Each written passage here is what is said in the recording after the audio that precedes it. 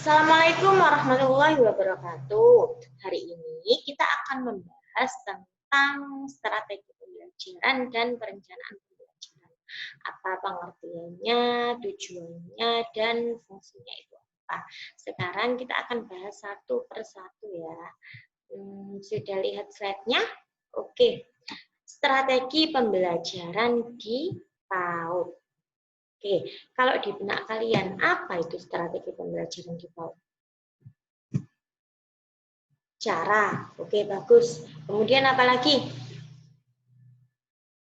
Jurus, oke bagus. Kemudian teknik, oke. Semuanya itu memang benar. Jadi, strategi pembelajaran adalah keterampilan dengan mengatur pembelajaran dengan kiat-kiat tertentu sehingga mendapatkan hasil yang maksimal. Hasil yang maksimal ketika di PAUD kalian kenal penilaiannya 4 penilaian, yaitu apa aja? Belum berkembang, mulai berkembang, berkembang sesuai harapan, dan berkembang sangat baik. Tentunya dengan strategi pembelajaran ini tujuannya untuk mendapatkan hasil yang maksimal. Hasil yang maksimal itu yaitu berkembang sangat. Kemudian tujuan apa sih tujuan dari strategi pembelajaran itu? Yaitu menjadikan anak aktif. Ya, kemudian pembelajaran semakin menyenangkan, lebih menyenangkan. Kemudian sesuai dengan hasil perkembangan anak, karena kita tahu semua anak perkembangannya itu beda-beda, tetapi kita paling tidak ada standarnya. Seperti contoh STPPA, standar tingkat pencapaian perkembangan anak. Usia 2-3 tahun. Ya, kira-kira STPPA-nya apa? 3-4 tahun STPPA-nya apa? 5-6 tahun STPPA-nya apa? Ya, itu nanti semuanya ada di STPPA. Jadi, tujuan dari strategi pembelajaran itu melampaui standar STPPA-nya tersebut. Kemudian merangsang aspek perkembangan. Kita ketahui bahwa di PAUD ada 6 aspek perkembangan, yaitu apa aja? Yaitu nilai agama moral, kognitif, sosial emosional, bahasa, kemudian apa lagi? Fisik motorik, dan pengembangan seni. Perihal strategi pembelajaran, kita tahu bahwa ada teknik pembelajaran, kemudian ada metode pembelajaran, ada pendekatan pembelajaran, ada strategi pembelajaran yang di dalamnya, dan ada metode pembelajaran. Ibarat kata ya, ini lingkaran. Umpama kalian punya lingkaran, bayangkan kalian punya lingkaran. Lingkarannya itu apa? Lingkarannya itu adalah strategi pembelajaran. Nah, di dalam lingkaran tersebut ada teknik pembelajaran, ada metode pembelajaran, ada pendekatan pembelajaran, dan ada model pembelajaran. Paradigma dalam pendidikan dan pembelajaran ini tadi ada taktik, ada metode, ada teknik, ada pendekatan, dan ada model. Kira-kira kalau seperti ini, coba dibayangkan ada rancangan, ada proses, ada interaksi, dan ada perkembangan. Ini definisi dari apa? Saya kasih waktu 2 menit. Oh, kebanyakan ya 2 menit, 1 menit aja. Apa? Ada rancangan, ada proses, interaksi, dan perkembangan. Oke, bagus. Yaitu ini adalah pengertian dari model pembelajaran. Suatu rancangan yang di dalamnya ada proses interaksi sehingga tujuannya adalah menghasilkan perkembangan. Model pembelajaran kalau di PAUD ada berapa? Ada 5. Yaitu pertama klasikal, kemudian yang kedua adalah sentra, kemudian yang ketiga sudut, area, dan kelompok. Bu, klasikal itu yang seperti apa?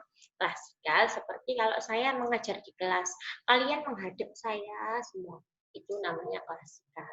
Atau kalau di PAUD, kalian tahu ya, kalau di PAUD ada pembelajaran dengan model klasikal, yaitu anaknya hadap ke gurunya semua, itu namanya model pembelajaran klasikal. Kemudian ada model pembelajaran kelompok. Lah, kelompok itu dibagi-bagi. Oh, umpama ada kelompok apel, kelompok anggur, kelompok jeruk. Lah, itu di dalam satu kelas. Itu namanya model pembelajaran kelompok. Nah, kalau area dan sudut apa? Area dan sudut itu corner biasanya di pojok-pojok. Bedanya apa sudut dengan area? Sebenarnya hampir sama, namun area itu harus lebih banyak APE-nya. APE-nya itu apa? Alat permainan efektif. Kalau di sudut juga ada sudut permainan. Kemudian sentra lah, sentra ini biasanya dipisah-pisah satu kelas satu sentra, umpama sentra bermain, sentra drama, sentra bermain peran, sentra apalagi sentra bahan alam dan macam-macam. Itu model pembelajaran. Namun sekarang karena kita masih di era pandemi seperti ini ya, jadi model pembelajarannya itu adalah model pembelajaran daring atau model pembelajaran dalam jaringan. Kemudian ini apa? Kira-kira pengertian dari apa? Tadi model pembelajaran sudah. Sekarang tinggal metode, taktik, teknik. Apa? Bagus. Jadi ini adalah pengertian dari metode pembelajaran. Metode pembelajaran yaitu proses yang dilalui sehingga menghasilkan suatu tujuan. Itu namanya metode pembelajaran. Nah, di metode pembelajaran ini ada banyak sekali di PAUD. Seperti kita ketahui, metode pembelajaran bercerita. Ya, bercerita itu bisa menggunakan alat dan bisa tidak menggunakan alat. Seperti contoh, kita nggak usah menggunakan alat ya, diceritakan aja. Bunda beginilah. Nah, kalau bercerita dengan alat, bisa dengan boneka jari, bisa dengan boneka wayang, bisa dengan alat di sekitar, bisa dengan HP juga bisa, kemudian bisa dengan benda-benda di sekitar, apapun itu bisa dijadikan bahan cerita. Kemudian metode karya wisata, kita tahu ya biasanya kalau di PAUD minimal kan anak TKB ya mesti keluar ya, atau malah lebih bagusnya ya, lebih bagusnya harusnya anak itu diajak keluar minimal 1 bulan sekali. Rugi dong bandari. Ya nggak harus yang mahal-mahal, nggak harus yang pakai bis, nggak harus yang mengeluarkan uang. Kita ajak ke mungkin yang rumahnya daerah tambak, kita ajak ke tambak, atau rumahnya di daerah sawah, kita ajak ke persawahan. Nah, itu bisa. Kemudian yang ketiga adalah metode tanya jawab seperti ini. Semuanya sudah makan? Nah, itu adalah tanya jawab. Tadi pergi ke sekolah diantar siapa? Naik apa? Warna sepedanya atau mobilnya apa? Nah, itu tanya jawab. Kemudian ada metode demonstrasi. Metode demonstrasi itu adalah biasanya anak-anak, umpama kalau contoh anak TK itu biasanya mendemonstrasikan bagaimana cara membuat jus, kemudian bagaimana cara membuat mungkin mobil-mobilan dari bahan bekas. Itu adalah mendemonstrasikan atau metode demonstrasi. Dan metode bercakap-cakap. Kemudian ada lagi metode apa lagi? Karya wisata sudah, kemudian demonstrasi, tanya jawab, bercakap-cakap, bercerita. Oke, sudah.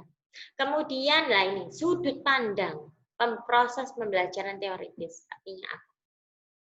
Pendekatan, bagus. Kemudian ini cara mengimplementasikan metode spesifik individual. Apa? Pengertian apa? Teknik pembelajaran, bagus. Jadi teknik pembelajaran adalah cara mengimplementasikan metode pembelajaran secara spesifik yang dilakukan oleh seorang individual. Contohnya apa?